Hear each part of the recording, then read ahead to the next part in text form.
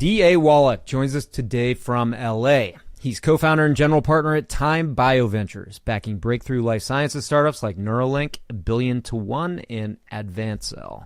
Previously, he was an early investor in Spotify, SpaceX, and The Boring Company. And before that, he was a recording artist signed by Pharrell. Ever eclectic, D.A. has also appeared in La La Land and sits on several nonprofit boards. D.A., welcome to the show. Thanks for having me. Well, in like 500 interviews across 11 years, I don't think we've ever had somebody with your background, so this is pretty wild. You know, clearly we've established that you're the most interesting man in the world. So D.A., what did I miss here? Are you also Dos Equis spokesman? I wish. I keep trying to get him to call me back. Other assorted recent interests of mine are perfumery, landscape design, okay, 1960s Italian furniture, and quant finance. In quant finance. All right. And that's my dog there. Wonderful. Well, I think everyone's got a brace for kind of an interesting episode and interesting background and a super compelling thesis on top of it. So DA, just to kick off here, take us back a bit before tech. You know, how did you first become an artist? I was a musician beginning in middle school. I started playing the drums, and I just did that, in the school band, that kind of thing. When I got to high school, I got really interested in jazz drumming. And then I also had kind of a hip hop group that I started with some friends in high school.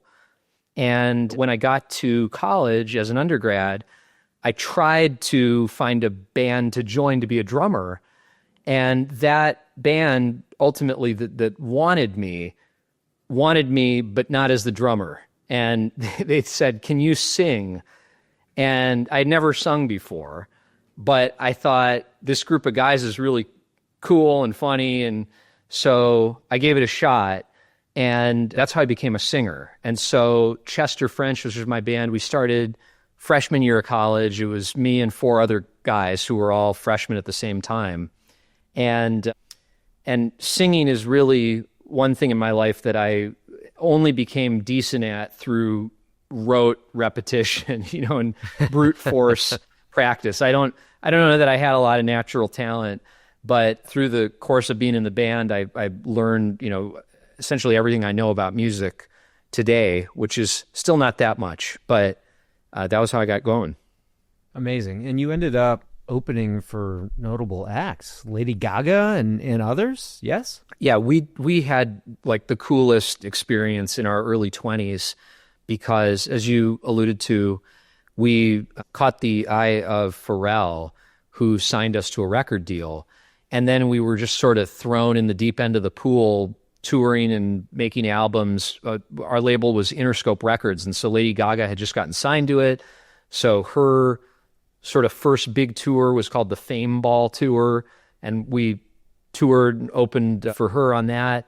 And then we also did a lot of touring with Pharrell and his band NERD, and with other artists that we had gotten to know, like Blink-182 and Weezer and a bunch of others. Give us like, I don't know, something that you learned from Pharrell, something Pharrell said that stuck with you. Is there any guidance or advice that like really helped either in your journey as a musician or what you do today? I think like a lot of things, you learn the most from people by just being around them and kind of osmosis. And I mean, Pharrell, I learned a lot from about songwriting, about fashion, about, I don't know that I internalized it, but he's definitely transmits a lot of coolness. I mean, he's sort of one of the coolest people in the world, maybe. And I mean, he just embodies effortless coolness somehow. So 100%. I was always curious about that. I always thought, wow, I don't have that. And what if I could figure out how he does it? But I don't think I did. Well, if you don't have that, then I'm like 10 rungs below that. So oh, come on. We're We're all mere plebeians. So walk us through the journey. So how do you go from touring with some of the most notable acts to have done it to this journey in tech? I know there's some meeting with Spotify in the journey and others. Talk us through that. I did not have any kind of a plan. And so the circuitousness of my career to date reflects that, because it's just been totally random in a sense. And the way that I got introduced to technology investing, I'd say there were really kind of two pivotal things. One was I had become friends with Ashton Kutcher here in LA. And we connected just because we were both from Midwest and we, shared a bunch of interests. And Ashton was really a pioneer among people in Hollywood in appreciating that there was going to be this kind of progressive merging between the worlds of technology and consumer businesses, and then culture and artistry and content. And so Ashton had very wisely started going up to Silicon Valley and finding companies. And I was watching him do that, and I thought, wow, that's so cool that he's straddling these worlds of being an artist and then starting to invest in and participate in the innovation economy in Silicon Valley. So that was really inspirational. And then I had this fateful meeting where I brought Jimmy Iovine, who ran our record label, up to San Francisco to meet with Mark Zuckerberg, who I knew from college. And at that meeting, one of Mark's colleagues, Dave Moran, told me that he could get me a Spotify account. And at the time, that was like unobtainium because Spotify was just in Europe and they had not yet done agreements with the record companies in the US. So if you were in the US, you couldn't get it. And I had heard about Spotify and I was really, really eager to get my hands on it. I've always been a big music collector, and that product fulfilled all of my dreams, right? This idea that I wouldn't need to have all of these disparate hard drives with tons of music on them, but I could just have my whole collection available, on my phone, wherever, anytime. And so anyways, he hooked me up with the company's leadership and I got an account, and that was exciting enough for me. But then as I started to get to know Daniel Ek and this guy, Shaquille Khan, who was instrumental in the company, and Martin and Sean Parker, who's a very good friend of mine and who he had just invested in Spotify and joined the board. As I got to know all those guys, I thought, man, this is really on a great trajectory. Seems like this could work. And 10 years from now, everybody could be using Spotify. And if I'm right about that, I really want to be a part of it. And it wasn't obvious to me how I could do that from where I stood as a musician. But progressively, I just started to help the company however I could. And then that culminated in my taking on this appointment as, quote, artist in residence. And that's really where my involvement began. Unbelievable. So you knew Zuck in college, and that helped you kind of get connected with the tech ecosystem? What was the background there? Were you guys close in school? And what was he like? As he's evolved quite a bit as a professional and a person, I imagine. I mean, I have never been super close with him, but I've known him since my freshman year. And Facebook came out, the Facebook launched in my first year of school. He was 1 year older than me. Kidding. So Unreal. I was one of the first couple thousand users. I think I was user 2020 or something of Facebook. And at the time, all we cared about was promoting our music. So I got to know him because we were basically asking his permission to do various types of spamming other kids on Facebook to promote our music. And so he and I got to know each other that way. And then, had just a friendly set of interactions. And when we got this record deal, Mark and I had stayed in touch throughout this period. And I think was a bit of a novelty to him, his rock musician friend. And then being on Interscope Records, I was in this position to bring Jimmy up to meet him. And I don't think either of them really knew what that could lead to. But I think I had a vague sense that, I don't know, maybe Facebook could partner up with the music companies in a different way to help artists build their audiences on the platform and monetize those audiences on the platform, which was something, even to this date, they haven't really done in a serious way. And so I think we were just circling those concepts, and that was, that was the basis of those interactions. Unbelievable. So you're this artist in residence with Spotify. How does that snowball into, Elon and backing SpaceX and ultimately, launching your own firm, Time BioVentures? Well, there were kind of two phases to it. So while Spotify was going on, I had gotten a new record deal with Capitol Records, and I was making a solo record. And for several years, I was really trying to do both full-time, essentially. And then throughout that period, I was just trying to find other companies that I thought had the kind of potential Spotify did. And I was investing small amounts of my own money because I didn't have a lot of money. And so I could only do 2 or 3 investments a year out of my own bank account. And I as a result of that, just had a very high bar. I mean, I really could only act on the things that were obviously at the very top of the pile. And so I started to go up to San Francisco and just cold call companies that I thought were interesting. Probably the best investment I ever have been a part of was Ripple, which is a major cryptocurrency player now. And I met them at the seed stage. And I mean, that arose because I had read an article about Silk Road, and I thought the ideas that these early crypto people were talking about were really weird and compelling, and that felt genuinely contrarian. And so anything that had that kind of character to it, I would just reach out to the people. And I'd say it was, even relative today, I was like a different era almost, because you hadn't really had this just flood of money into the private markets and into tech venture in particular.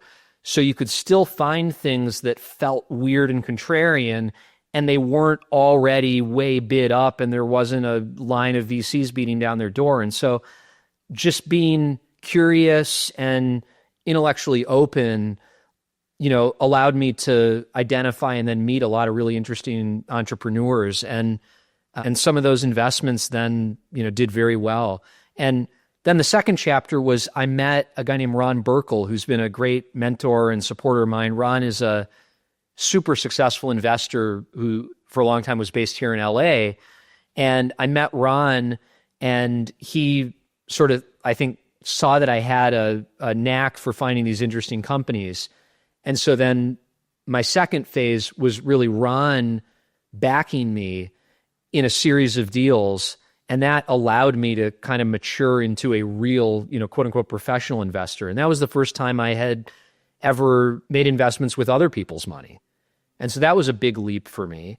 Sure. And then it all, over a period of years, led to me getting obsessed specifically with healthcare and life sciences. And then, as you mentioned, a few years ago, started a firm with my partner, Tim Wright, that is solely focused in those areas. So clearly you had a passion for music, for creating, for touring. You also had this passion for tech and builders.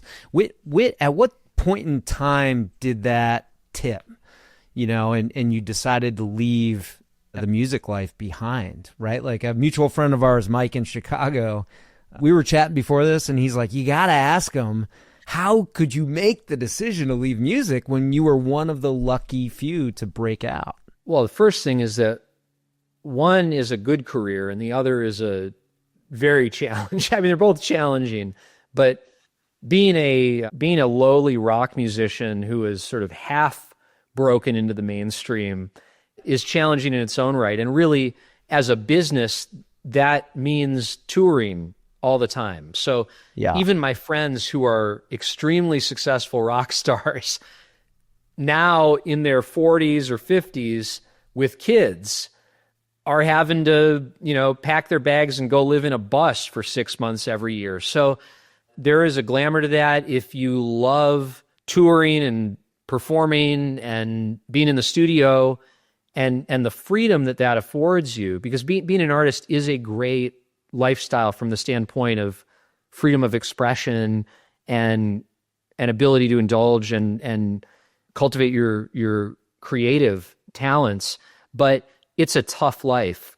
And I just think for my balance of interests, music is better as a hobby. And it started as a hobby. I mean, when I fell in love with it, it was a hobby in high school and in college. Frankly, when it became my job, it got less fun. And that tends to be the case with a lot of things. But it, over time, just felt to me like, both from a financial standpoint, the investing is a better career and a safer career. And intellectually, it satisfies a lot of the things that I care about and gives me an opportunity to learn constantly, interact with really interesting, smart people. And, I still have my music gear around me. I've got a keyboard here and a drum set here and a piano, and I can still make music. You don't need anyone's permission to do that. Awesome. Therapy over vocation. So I want to transition a bit, and I think a good transition point, are there lessons from the music industry that have carried over to your early stage investing? I'm not sure there are many lessons from the musician part of my career, but certainly from my experience with Spotify, I observed a lot around how you drive change in an industry where the players maybe don't all share the same vision of the future. And so Spotify had to crack this really difficult code of getting all the music labels and all the publishing companies and everyone to work together to deliver to consumers just this radically better customer experience of music. And as I've moved into healthcare, I've always thought of that as a great example. Wouldn't it be great if we could do the same kind of thing in medicine and make medicine as much better as Spotify was relative to what came before it for patients? You've invested in some of the world's most iconic companies, from Spotify, SpaceX, to Neuralink, and Billion to One. Given your experience, what's the biggest misconception about early stage investing in frontier tech, like some of these biotech companies that you've done? The most seductive thing probably about, quote, deep tech, or, when you're operating these spaces that have a lot of technical depth to them, is that it's very easy to fall in love with technologies.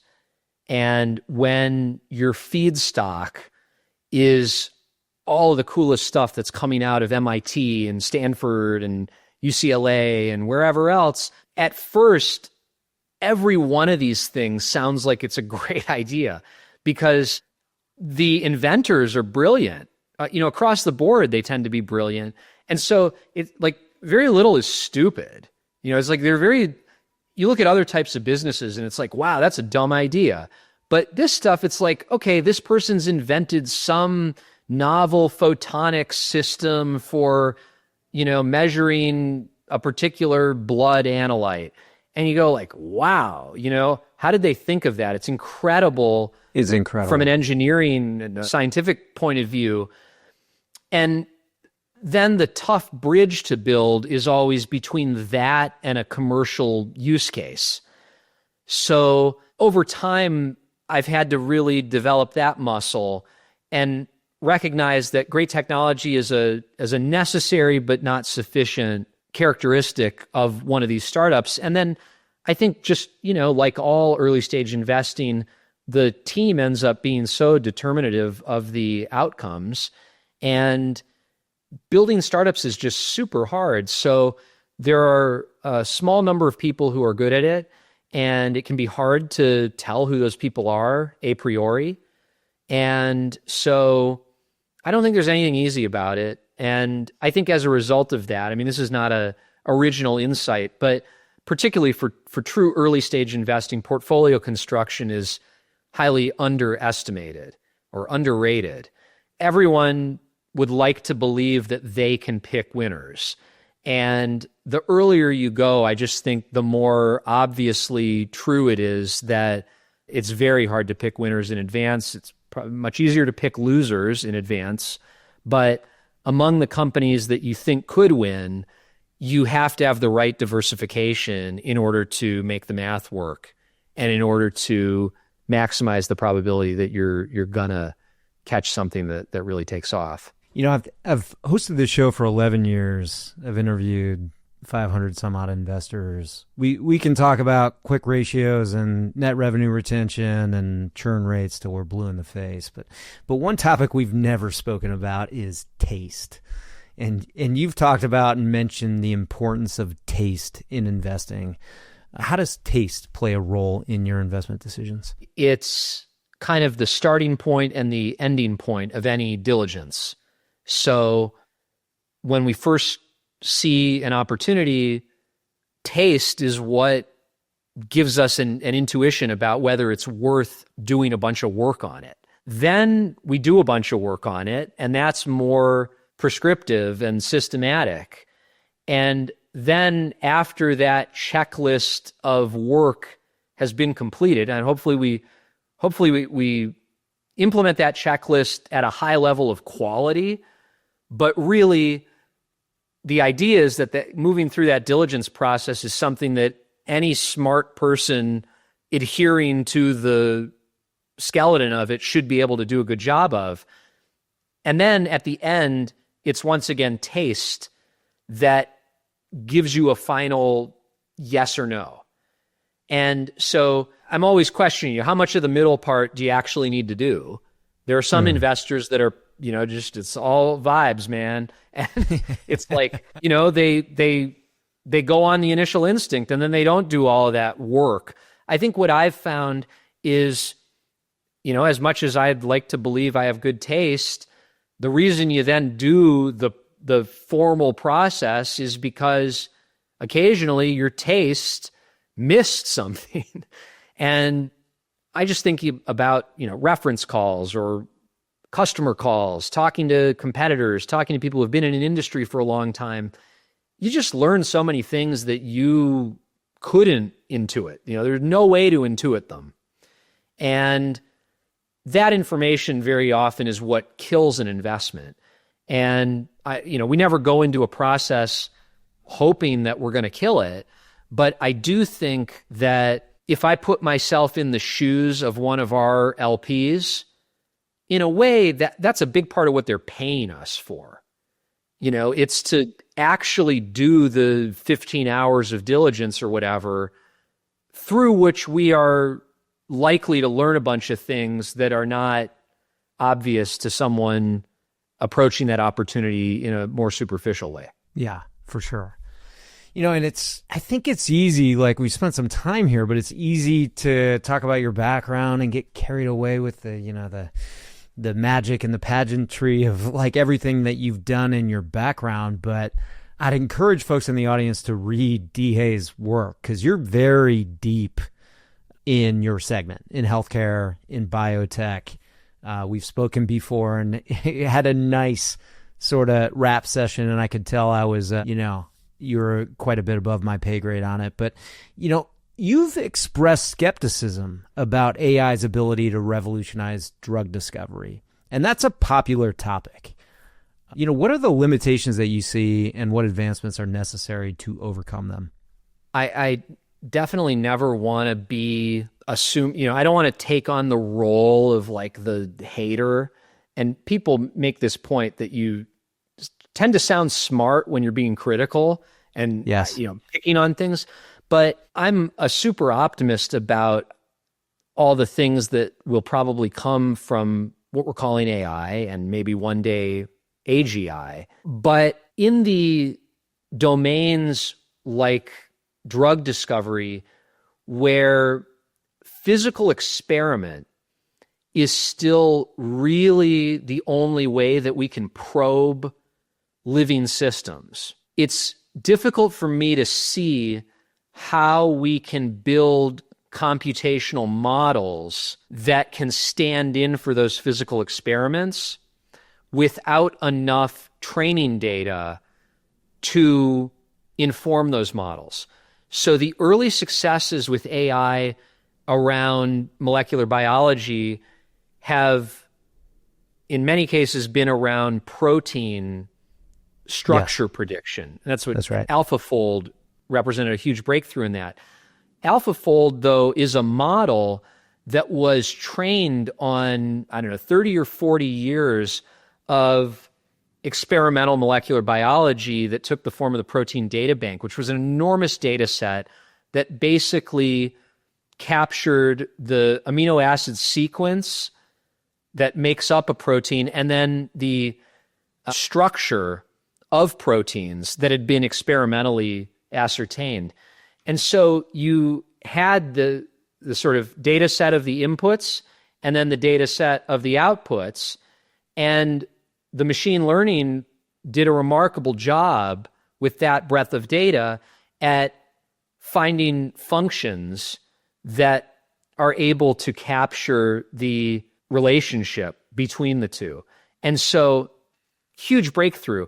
Now, if we think about drug development, the costly and time-consuming part of it is human clinical trials, where we find out whether drugs are safe and effective by putting them into human bodies and seeing what the results are.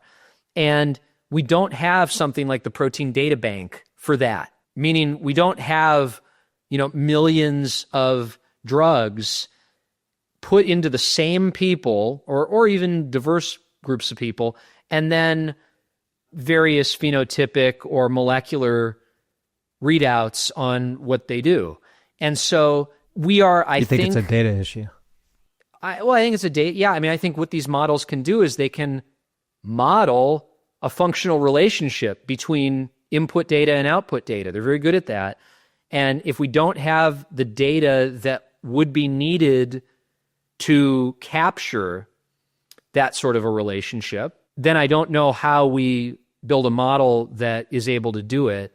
And so we're going to make progressive, incremental progress towards digital biology. That's a super exciting vector for basic science, but I think it's a difficult place to be building companies in particular. DA, in your essay, Modern Medicine Demands a Universal Sensor, you advocate for standardized health measurements.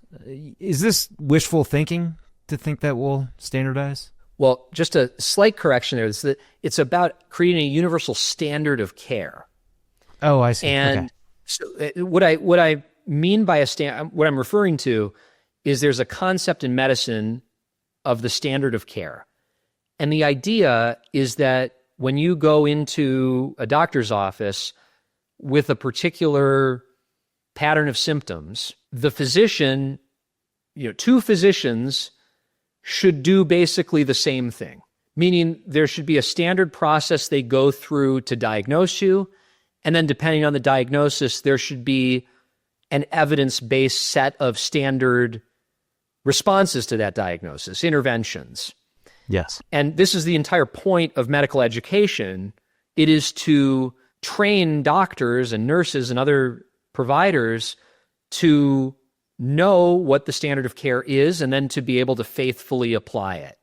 Because I think we all appreciate that two people anywhere in the world with the same medical condition essentially deserve the best medicine that evidence supports. They should basically get the same thing unless there's some difference between them that merits a different intervention. And so that's where medicine aspires to go. It aspires to be a science where each patient's unique situation generates the best evidence-based response from care providers that is possible, but we're a far way from that. And there's a lot of variability in healthcare because, of course, it's being delivered by people. And as rigorous as we can make medical education as good as some of the tools are that are meant to give physicians access to evidence in a clinical setting, you still see tremendous disparities across our system in the care that patients receive. And if you zoom out to the whole world, you see far greater disparities in the care that people get in different places. Some of that is cultural, but a lot of it is just economic. Poor people get much worse medicine than rich people. Yeah. So I believe that, and this essay goes into a lot of detail about the way that we can use AI, among other technologies, to, for the first time in history, start to standardize medical practice in a much more deliberate and consistent way. And we can ensure that when new evidence emerges, that it is rapidly and universally deployed everywhere. So we're not waiting. Some great discovery happens at Stanford. Patients shouldn't need to wait 15 years before that's what their clinic in Ohio will do. It should happen as soon as the evidence backs it.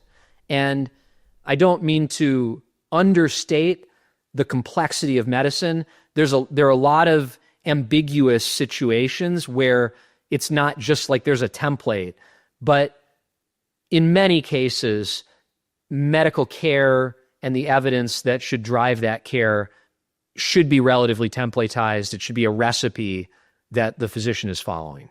So, DA, some have said that the American health system has a fatal flaw, and that's the employer-driven healthcare model.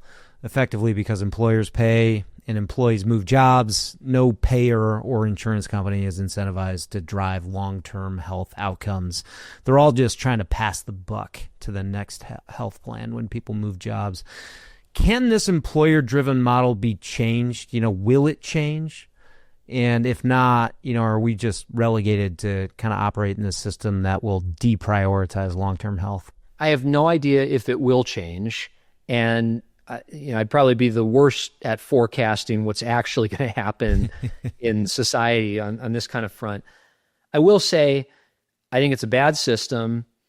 We in America have basically a system where half of healthcare costs are borne by employers and about half of healthcare costs are borne by the government. And there are a lot of nuanced and surprising ways in which those costs are shared between the two. I'll just give you one that people don't think about, which is insurance premium costs are tax deductible for employers. So the taxpayer is basically subsidizing a part of people's salary, people's compensation, which is their health benefit. So something that looks like it's privatized, meaning employer-based healthcare, is in fact being subsidized by taxpayers because of the tax advantages of that compensation. So we've got all these screwy cross currents in terms of who's subsidizing who. But again, suffice it to say, big picture, about half is being borne by employers or employees, about half by the government, which is to say everyone. And the fundamental question is how much of health expense in the society should be socialized. And many of the advanced industrial countries have opted to almost totally socialize it. And then some countries have a heavily socialized system, but with a premium sort of private pay tier where everyone gets government insurance, but then you can buy essentially supplemental private insurance and you can access a different level of healthcare if you want. And I do think, taking stock of it all, the U.S. would be much better if we move towards a system that has effectively a single payer. Do you think we'll have sort of a robust self-pay option in the future? Some people that just want to buy their own healthcare and maybe add on some advantage and such. Do you think we'll see a health plan emerge that's sort of a premium option, kind of like, you could listen to music for free on the radio, but you pay for Spotify because it's premium. You could watch TV for free by getting an antenna, but you pay for Netflix or YouTube TV. I would really like to see something like that. And I've written an essay called Zero Toll Medicine that lays out a pretty complex proposal that I've got for how you could do this in the United States. The basic puzzle I'm trying to solve with this essay is that on the one hand, there are things we really like about capitalism and market incentives. For example, right now, not to date this episode, but there's a big debate going on around drug pricing policy and whether the government under Trump is going to sort of put price controls on the pharmaceutical companies. Well, there are two things that are true. One is the United States, and therefore our citizens or taxpayers, do bear a disproportionate share of the global costs of pharmaceutical products. So we have a small percent of the world's population, but we're paying the lion's share of total drug spending. Now, the flip side of that, though, is that we get all the best drugs and we get them first. And were we not, through capitalist markets, essentially generating those profits for the pharma companies, they would develop far fewer drugs. And so not only would the rest of the world's medical innovation be held back, but so would our own. So we're paying a very high price, but we're getting a very valuable outcome, which is all these innovative new medicines, albeit expensive ones. And medicines, unlike a lot of other healthcare products, tend to go generic. I mean, they're legally required to go generic. Their patents expire, and once they do, they become free effectively for the rest of history. So they, I believe, pound for pound, are the best place for our dollars to go in healthcare innovation. What I would love to see is an insurance model in America where we effectively socialize the cost of medicine, be it through insurance premiums or other forms of payment, but then the individual is in control of the spending. So let's say the government is going to spend $10,000 a year on your healthcare, Nick. I would love it if you effectively got that money and then were put in the position of shopping as a discriminating consumer for the care that you need. So does this model exist in other countries? It doesn't really exist. Okay. And this is what I think crypto actually opens up a way of doing this that in the past hasn't really been possible. How is that? Well, in the past, one of the challenges with this kind of proposal is, let's say we go, okay, you get 10 grand for the year, or let's say we even tie it to a particular condition. So like, you have a slip disc or something and you think you need surgery. And the government says, okay, the average cost of fixing a slip disc is going to be $5,000. So in the past, all we could do is we could send you a check for $5,000, and then you could go to Applebee's or you could go to Disneyland or whatever. How would we ensure you spent the money on the intended case? And if you didn't, how do we know that you're not just going to get worse and therefore end up being a more expensive problem that the rest of us need to pay for solving? So with crypto, what you could do that's, I think, pretty new is you could have a wallet and that money could be sent to you in the form of tokens whose spendability is programmable. So we could give you $5,000. Only directed toward one thing. Yeah, you can only spend it on spinal surgeons or MRI clinics or, services and products that are obviously related to your diagnosis. And then you are put in a position to go and find the highest value for your dollar.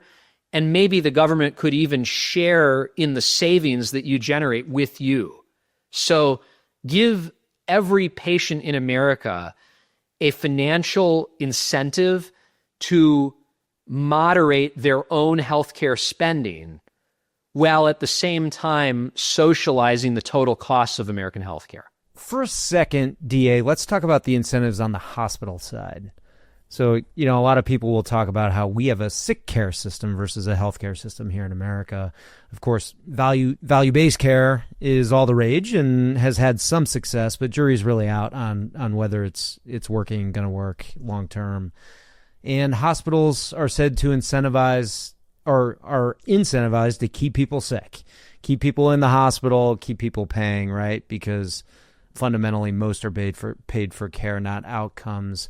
What's your take on sort of value-based care and kind of incentive structures for hospitals? I would start by saying that I don't assume the worst motives in almost anybody in healthcare. So even hospital administrators, who I'm no great fan of, I think like doctors, like nurses, most of them go into this because they want to help people. They want to be a part of taking care of other people.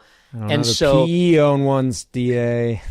Well, it's really, to your question, about incentives, not about evil motives or anyone trying to do something bad, with exceptions.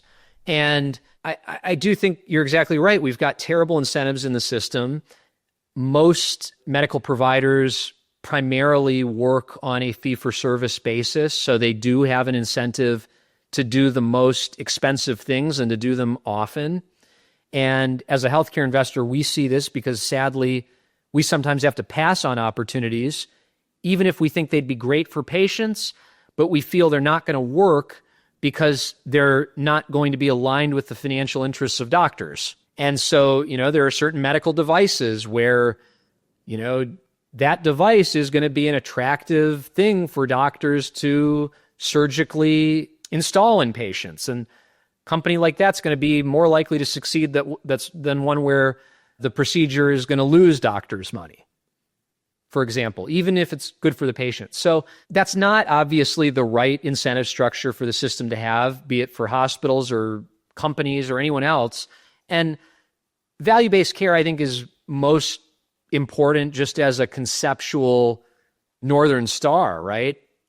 Obviously, we should have a system where everyone has a financial interest in taking the best care possible of people at the lowest possible cost. And so if we can get there through better insurance models, if we can get there through better regulatory structures, I'm all for it. And value-based care to date has meant a lot of different things. There have been many different types of businesses that fit into that broad term. And I'd say the jury's still out as to which of them are going to prove to be scalable and merit being sort of generalized to our entire system. So, functional medicine. You and I have discussed this before. We have a system that's mainly structured around organs and parts of the body, right? There's specialties, but human bodies are interconnected. And sometimes specialists are so narrow in their discipline and in their treatment modalities that they kind of miss the big picture.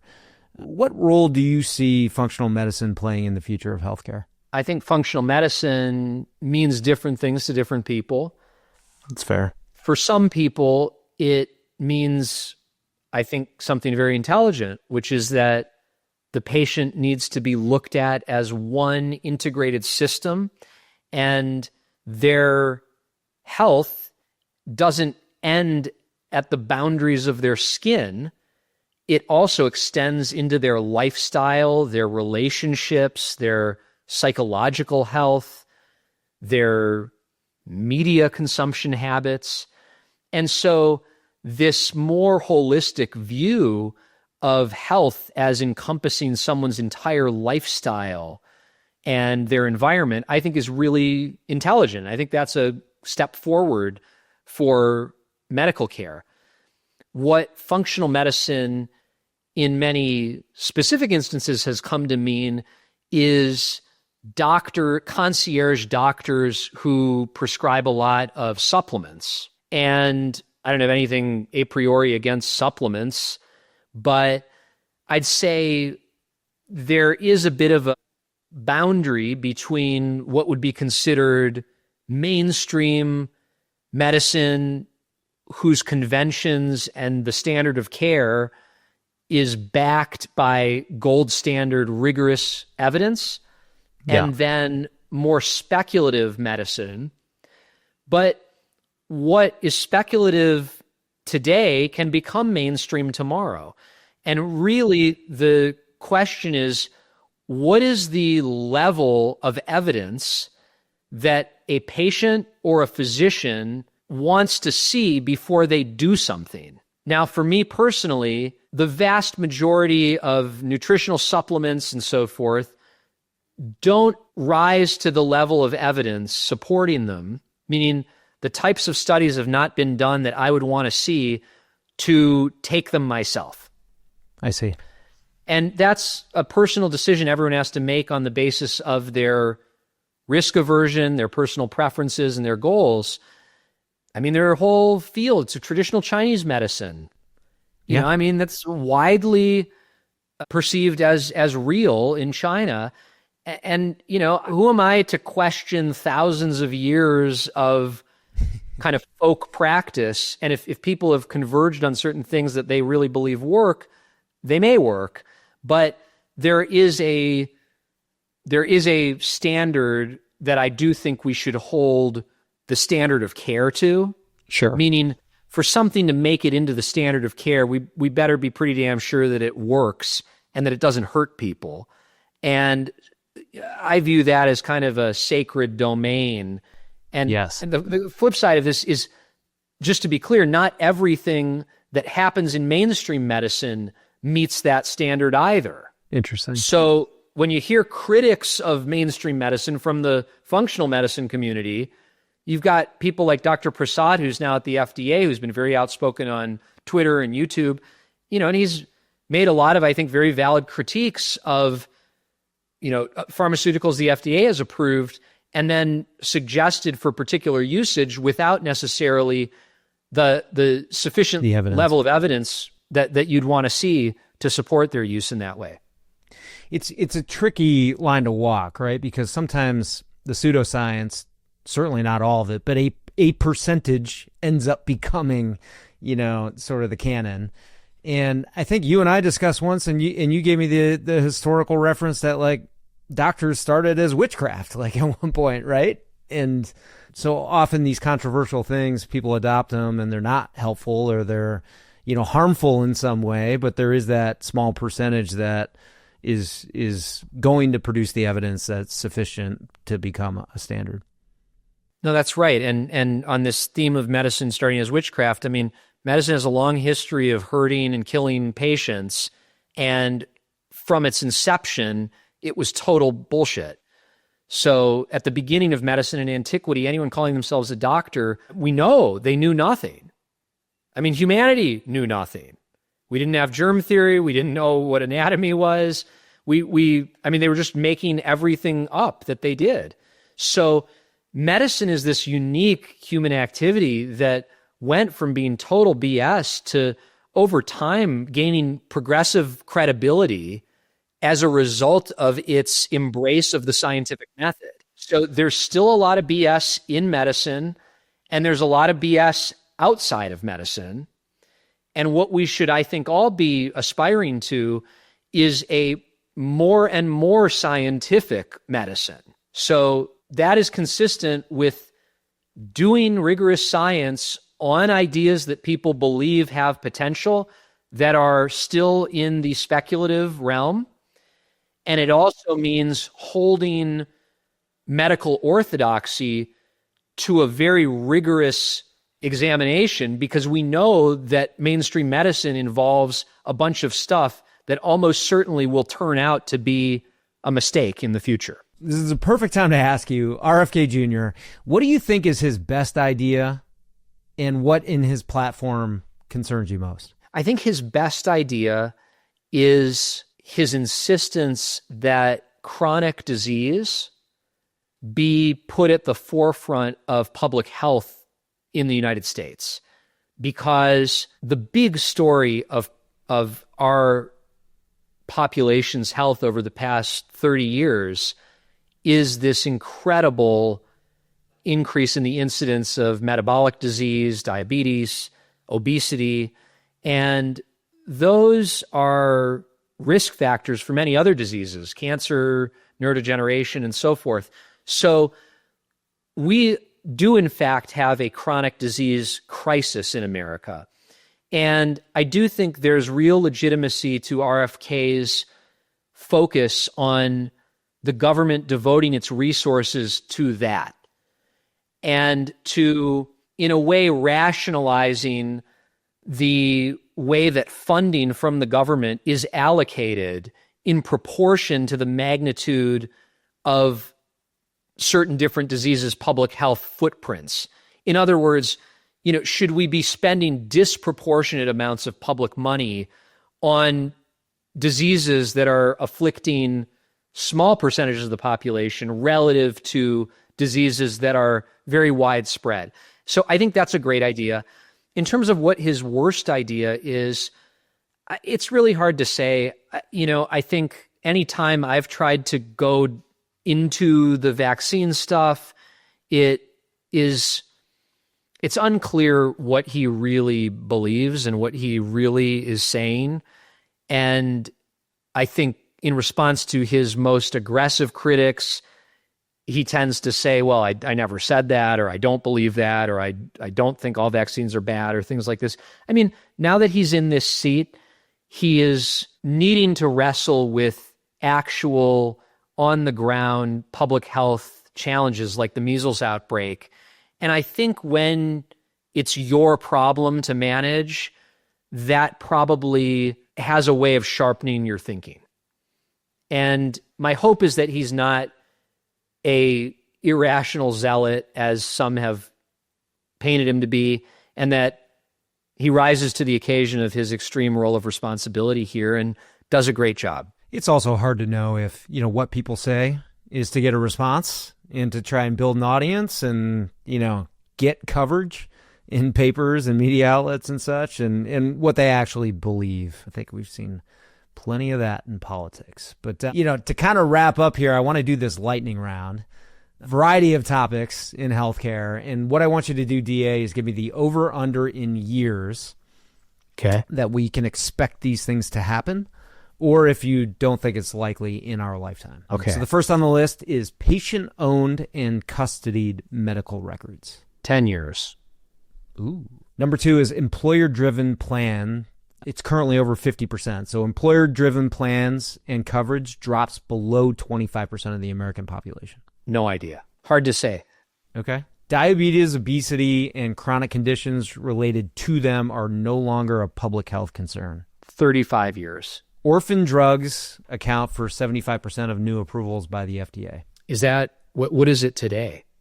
It's like high 50s. Oof. Again, very hard to say because we'd like to see a lot of orphan diseases addressed, but we'd also like to see a lot more drugs come to the market for the big pervasive diseases. Okay. Over under on zero toll medicine becoming a viable mass market option. 30 years. Okay. Over under on an autonomous robot completing a successful spine surgery. Ooh. 15 years. Ooh. And then finally, functional medicine takes over the PCP as the primary point of care for most Americans. Well, again, depends what we mean by functional medicine, but I think it's on the rise, and I think traditional primary care is sort of on the decline because no one can figure out how to make money doing it, unfortunately. So I think we're going to continue to see a lot more quote-unquote functional medicine independent providers who are doing a sort of concierge style. So to start wrapping up here, DA, you're a creator and you're an investor. You spent time around some of the world's greatest creative talent and founder talent. And we're starting to see this bridge. We're starting to see like these creative fields start, we're just seeing a lot of overlap. You mentioned Ashton before, he's done a lot of investing. We see Rick Rubin is speaking at the tech conferences now. It's pretty awesome. But what have you noticed that kind of separates the world-class music talent or artistic talent from the world-class tech talent?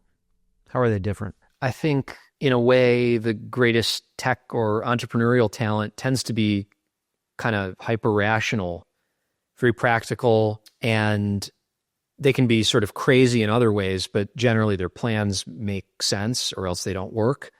And the most successful creative talent tends to be quite irrational, and they think with a lot of the ambiguity. The ambiguity is their comfort zone. And that's where complex emotions are able to be expressed through art. That's where sort of vague creative visions are able to take form without driving someone crazy. They like that. And so I think there's a range of people on the art side or on the business side, but that's kind of the broad spectrum, I'd say. DA, if we could feature anyone here on the show, who do you think we should interview, and what topic would you like to hear them speak about? I think a really interesting and underexplored format for investing conversations is to hear what investors think about a different asset class or different sector than they work in. So I'm fascinated by how venture investors would approach the public markets, for example, or how quant investors think about venture capitalists or discretionary equity managers or fixed income managers. And you usually hear people in these silos talk about their own thing, but the ideas tend to get stale, and then they miss the blind spots of their own area. And so it'd be fascinating to hear different types of investors talk to each other about the same investing questions. I love that topic. And I would say the majority of my investors are market makers and traders. And to them, each one of these deals is just a trade. It's a transaction. The founder is, kind of a afterthought, I think. Interesting. DA, what book, article, or video would you recommend to listeners? So many, but I'm a board member at a place called the Santa Fe Institute, which is a really amazing academic institution in New Mexico. And there's a great book, two great books that are products of the Santa Fe Institute. One of them is called Complexity by Melanie Mitchell, and another is called Scale by Jeffrey West. And those are two great books for any general reader to dip their toe into the world of complexity science, which I think, I'm biased, but I think is relevant to almost every area of human activity. Wonderful. Have you been to 10,000 Waves, DA? I've not, no. You have not? Okay, it's in Santa Fe. Next time you're out there. DA, do you have any habits, tactics, or behaviors that are a force multiplier? Well, the habit I am always trying to adhere to is working out first thing in the morning. I mean, no matter how much I prove to myself that changes the day and makes everything easier and more fun, I still find it hard to do. But that's the habit I'm always trying to get into. Awesome. And then finally here, DA, give us one of the best musical acts that no one has heard about yet. Oof. There is a band that I really like called Jockstrap. Okay. It's a duo. I don't know if they're even still making stuff, but they're not totally under the radar by any means. I mean, they toured all over the world. But when I first heard them a couple years ago, I got really excited, and that doesn't happen that often for me. And it just felt fresh and really creative and really kind of unconstrained. And so I recommend checking them out because I think they're really cool. Okay. Jockstrap. It comes in handy, yes. And they make good music too. Okay. That's He right. is D.A. Wallach, and the firm is Time BioVentures. D.A., this is very thrilling. This is such a fun interview, and really appreciate the time and all the insights. Yeah, man. Thank you.